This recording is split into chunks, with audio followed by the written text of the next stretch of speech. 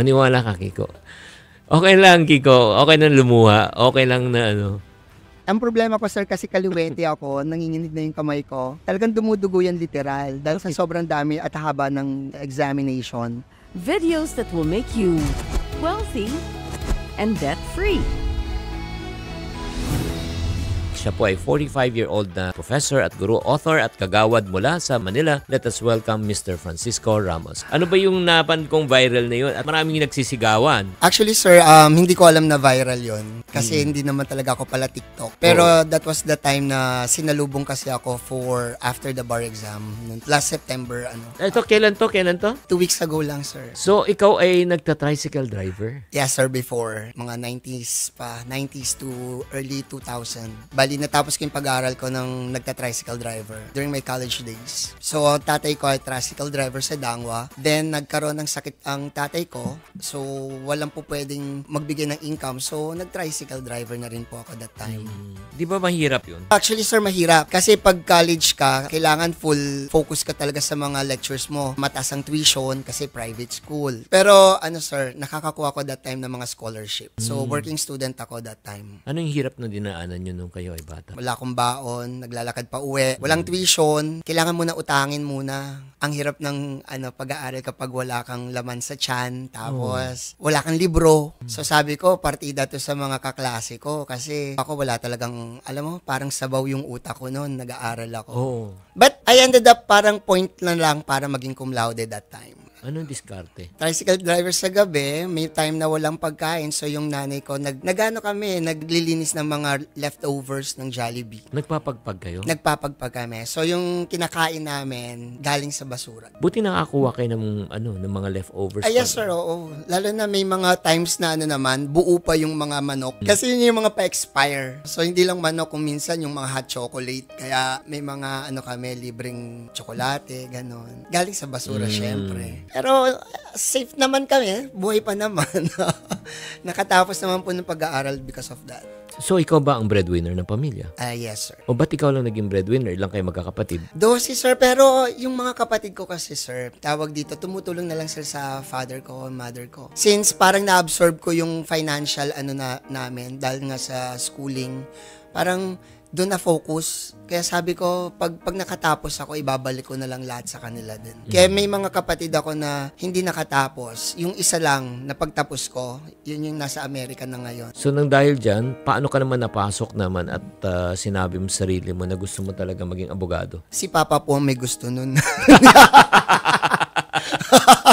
Tatay ko po, nagdidiskusyon kami, kailangan ko mag-abogado. Kailangan ko ng magandang kurso na madali para makatulong kagad, makapagtrabaho. Nakita ko tourism So sabi ko, tourism pa, mas madaling makahanap ng trabaho. Tour lang ako ng tour, tapos may pera na. Tapos sabi niya, basta mag-abogado ka, oo. After 4-year course naman talaga ang law, sir. So, carrying the responsibility na tupadin yung maging abogado yung anak niya, yun na lang din. So, ano naging inspirasyon mo sa pagpupursige sa buhay? Parents ko po talaga. Kasi sabi ko, pasalamat na lang ako na buhay ako. Pero kasalanan ko na kung matitegi bell or mamamatay kang mahirap. Sabi ko, matutulungan ko mas maraming tao or ang sarili ko kung makakatapos ako ng pag-aaral, sir. Nung nasa travel agency ako, I finished my law degree. That was 2007 pa, sir. Nearly 20 years ago. Yung nag-bar exams ka lang, itong recent lang yan? Actually, sir, I had it multiple times.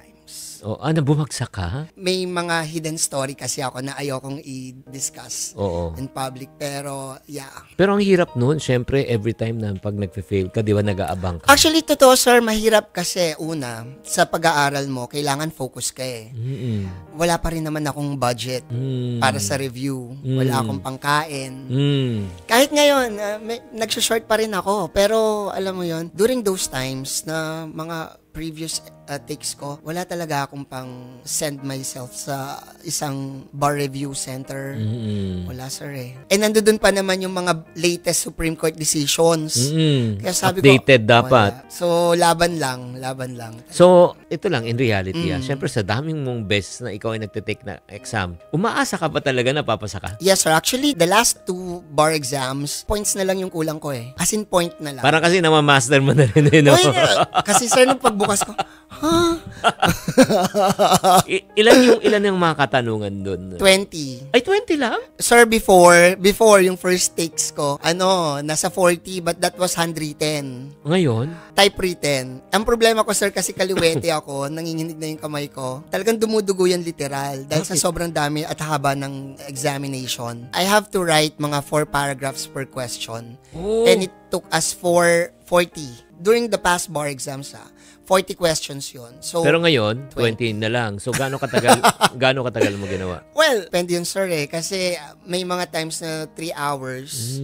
Pero, I really have to double check my answer. So, magbabalik ako sa number 1 up to 20 kasi I really wanted to ensure na tama yung grammar, spelling, tsaka yung sagot ko. Okay. Ganon. So, ngayon, hindi nag-submit na. Gaano katagal ang waiting time from the exam to Sabi the, nila, sir, December Oh, December of this year. Yes, And then, ano nangyari? I just don't know kung paano ang checking system nun, sir. So, this is the most crucial part or period ng mga nag-bar exam kasi nandito yung nagdadasal na lang kami. We already submitted all our answers. So, talagang nakigad na lang po yung fate namin. So, ngayon, ang katanungan, kailan ba lumabas ang yung anticipation? Ano yung experience na yon? Actually, iba-ibang iba-iba. Para kang hinihigop, dinidrink ka. Nanlalamig ka nun? Nanlalamig. Hindi mo ma-explain, sir. So, saan kayo nag-aabang nun? Last time, talagang pumunta ako ng Supreme Court sa harap. Sabi ko, akin na to talaga. Pero, Ito na yung huli. nung last year, sir. Nung last year ulit, nung Last nag-exam year. ka, o nung nag-aabang ka last year yun. Yes, sir, oo. Nag-leak kasi yung picture ko sa TikTok din. Gusto ko sanang tagulang yung pag-e-exam ko. Oh. Gusto ko ako lang nakakaalam, mga pamilya ko. Nag-leak sa picture, may tawag dito, may nag-shot yata na netizen. Na ano Then, sinabi? wala naman, sir. Mga baristers lang. So, Okay. nakita na nag-exam ako. So, nalaman nila na hindi ako pinalad. Okay. And then, okay lang din naman. Kasi may mga friends ako na nagsabi na, buti ka nga dyan na-feel mo paano mag-exam. Na-feel mo ano yung pressure. Yung Ay, sabihin mo sa kanya, sanay na ako. Actually, Oo. sanay na ako talaga. So, ngayong taong na ito, anong ginawa mo? Just the same, sir, aral sa gabi habang nagkakagawad ako and then nagtuturo sa umaga. Nating tulos na rin naman, sir, sabi nga nila, kasi with all humility, nakatapos naman din po ako ng PhD. Sabi ko, stepping stone ko talaga, or sabi nga nung namaya pa akong professor, si Dean Riano, sabi niya, kapritsyo mo na lang ang pumasa sa bar. Sabi niya gano'n. Parang ano na lang siya. It's a delayed success. Yeah, feather on the cap na lang. So, bring us back bago yung pinaka-moment na nakita mo yung pangalan mo. Paano mo na-sustain ang yung sustento? Siyempre, pag-aaral, tapos nagbabar, nagre-review. Actually, sir, ang ginagawa ko, may point doon sa kita ko or sa salary ko na portion neto, wag kong gagalawin for the exam yan. And then, may mga binibigay yung kapatid ko sa tumutulong. sa Amerika, oo. Na tawag dito, kuya, pag kailangan mo, ito lang. Yun. Wow. So, very, very, generous naman siya. So, Galing. iniipon ko po yon. Then, kapag ito na, review na, ayun. So, pumunta ka ulit ng Supreme Court this time? During this period po kasi, magpapasa kami ng mga requirements pa. Pupunta po kami talaga ng Supreme Court. Di ba yung nagkaroon ng celebration sa kalsada? Oo. Apo. Kailan nabilitaan yan?